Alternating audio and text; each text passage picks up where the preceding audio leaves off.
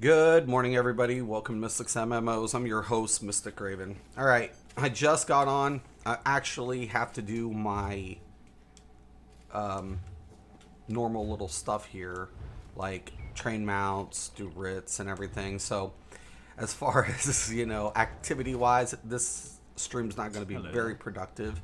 But I definitely am a very happy player today because one of my long-time guildies that I played with in MMO since 2004 just started playing ESO last night, and I want to take you guys on a journey of a guild reunited and the bonds, of gaming and where it all began. So back in 2004. Now, I actually started MMOing prior to this. I started MMOing in Ultima Online.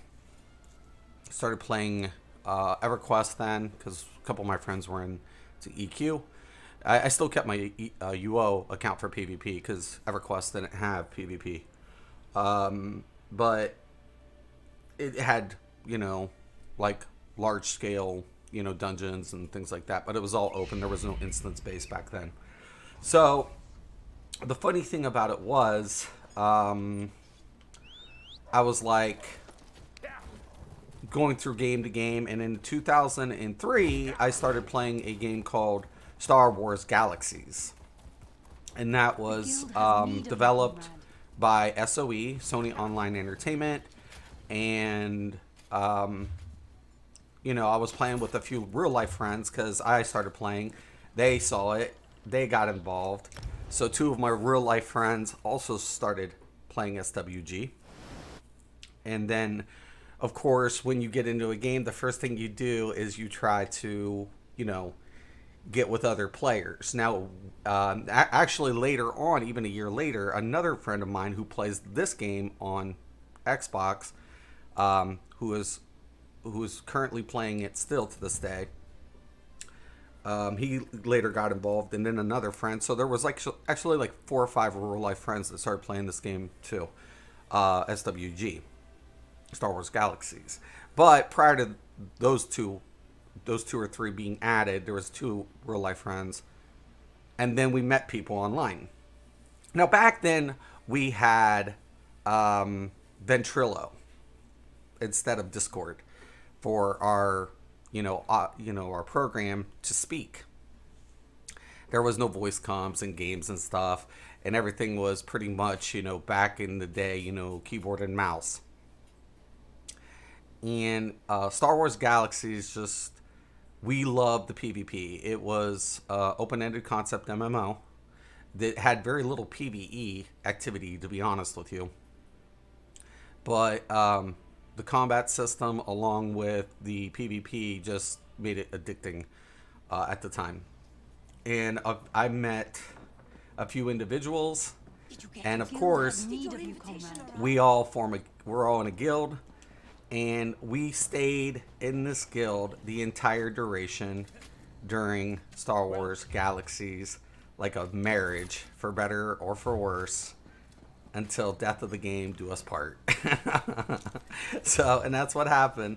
And the game eventually died, and three of us from the guild actually were the selected to do the close test for the NGE, which was the new game enhancement.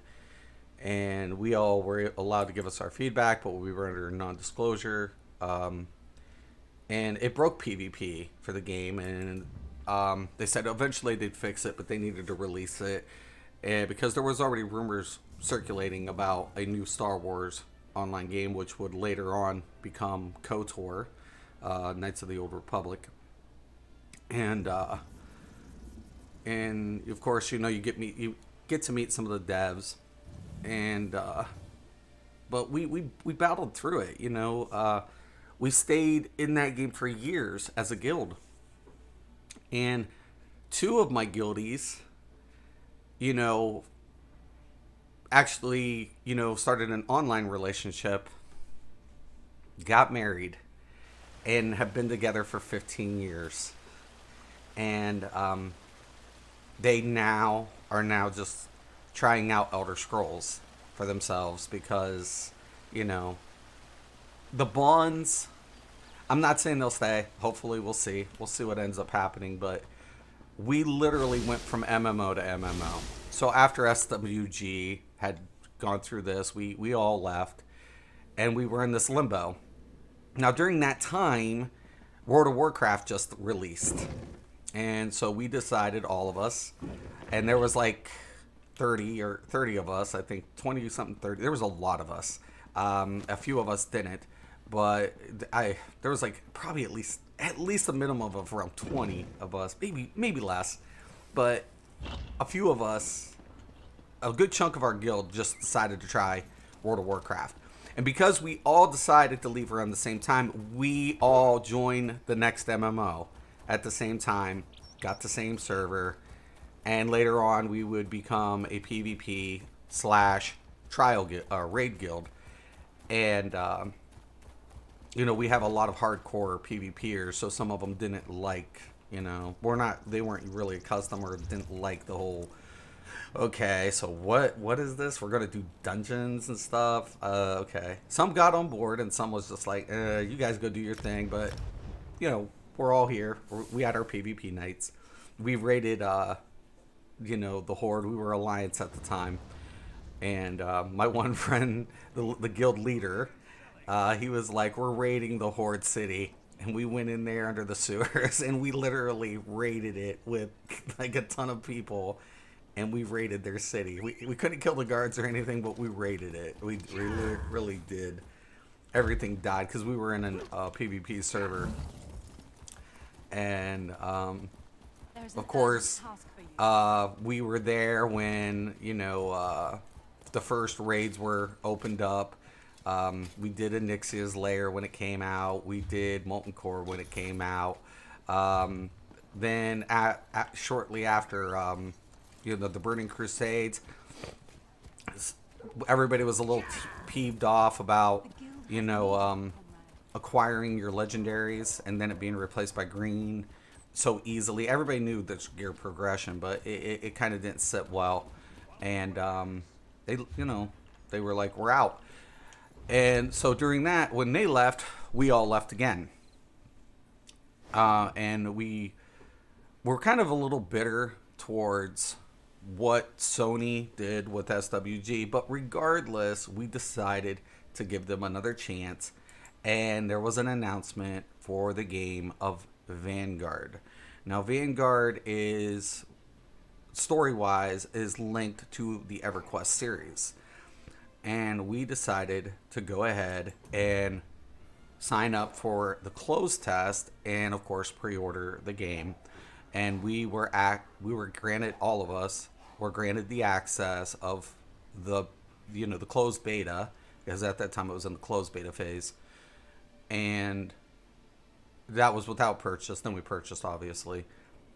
And then we played the game through test. There was a lot of bugs. But we were diligent. We did our part because we wanted to see it succeed. And we were in Vanguard up until shortly after the first raid was launched. It was quite a disaster, but we loved the game. So we loved the idea of the game that crafters meant something.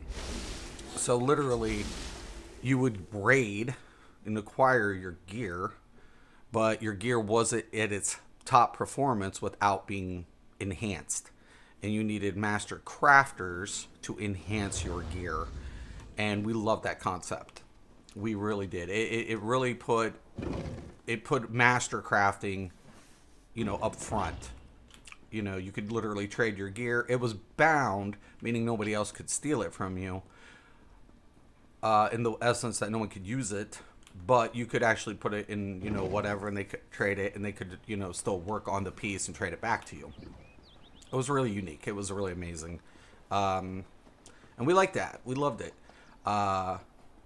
And there was a chance of your gear breaking, of course, and mats were very expensive for getting these upgraded pieces. And it had flying mount and housing and open world. It's PvP still, so that was another appealing factor. But Vanguard had a very short lifespan, unfortunately. And because of this, we were once again in MMO limbo. And we all then made our way to the game of Rift. Now, Rift was like World of Warcraft in a lot of ways, but with the exception that, once again, every class could fulfill every role so long as what they had, they had these things called souls, and you could customize your build. That was even more appealing. And, of course, PvP once again. So we were once again in a PvP server, but they had battlegrounds and, of course, raiding. And, of course, I did both. I was a raider and a PvPer. And there for a while, something happened, and a few of our guildies went to Aeon, and they loved it. But eventually they made their way back to Rift. And we played Rift for years. Until probably... I left Rift after Storm Legion because there was a lot of problems with the game. And some of them stuck it out, but I just couldn't do it. But we kept in touch, and all of us, a few of us we lost connections with by the time we got to Rift. And that was unfortunate. But a lot of my guildies stayed with Rift. And, it was just, it's still a great game. But it's just something with the company and the development team that kind of lost its way, and every once in a while I still log into Rift, I could still log in. So once you own the game, you own it. And, that was crazy, And then after I left Rift, I decided to go to, other games. Now, I played other games in between, so I still played, because, I was more of a hardcore MMOer, so I didn't mind having multiple accounts. I always kept, the game my guildies were playing, but as you get older and everything, and games get more, advanced, it's kind of, hard to, divide your time. So, I played City of Heroes shortly, about a couple months after. I really liked that. I got into testing. Once again, I always did testing for other companies in between time. But I always stuck. My main game was always the game that these bonds were formed. Because they become like a family to you, right? Where they go, you go. Eventually. Why? Because you have a passion for MMOing, and they're family. That's your online family. And, those are sometimes been more loyal individuals than real people in my life. People would have your back through thick and thin. And after it was all said and done, I couldn't play certain games anymore. The gaming world just got so more broad, that eventually you find games that you're all playing different now. But you try to stay in contact. You try to, keep in touch as best as possible. And for two of my guildies, my guild leaders, that never changed, And my one real life friend was like, you need to get a hold of them and see if they'll try this. Because I was like, all right, yeah. I mean, yeah. And I did. And last night, my friend's wife logged on.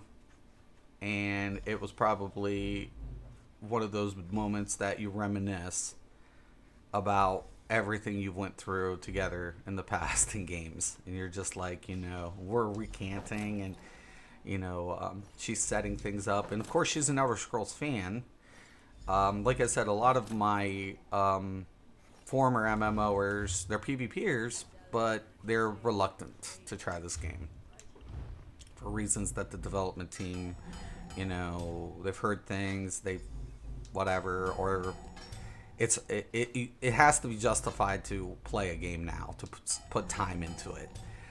And I'm like, and I'm glad they logged in, and I hope they they stick around, and if not, I still have those bonds with them, and we'll see, because today Blackwood launches, and how sweet would it be to have two additional guildies I played with for the longest time, reunited in the game, that or reunited within a new MMO, and spend more time together because you enjoy each other's company, and that's what it's about. When sometimes you stick in an MMO, it's the community, the bonds you form that keep you attached to the product more than the product itself sometimes.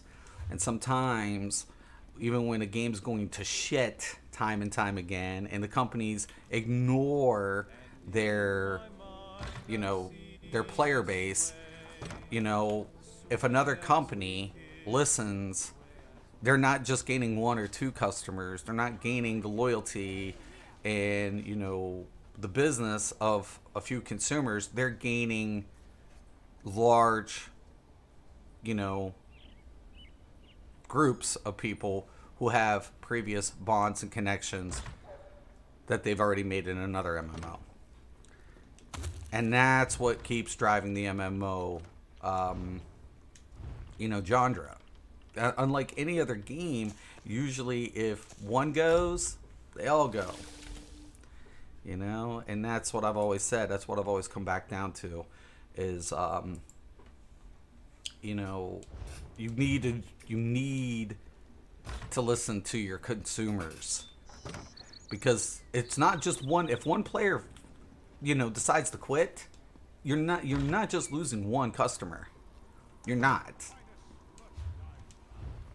You're going to lose 20, 30, hundreds, and then thousands, because it's like a domino effect, right? It's a domino effect.